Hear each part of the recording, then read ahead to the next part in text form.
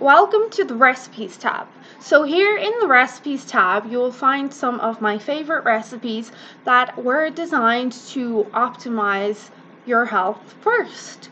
So each recipe is designed with an understanding that SIRTfoods and modbiotics and all their associated polyphenols and essential minerals and nutrients, really dense foods and ingredients, need to be added into people's diets, and that's how these recipes have been designed, so that basically our asses are covered. We have all angles covered, so we're getting enough nutrition to prevent malnutrition and to support the body in the healing process. So do try them out. The bone marrow one, surprisingly enough, is quite good. Very good for supporting not only bone health but gut health, tissue health, ligament health.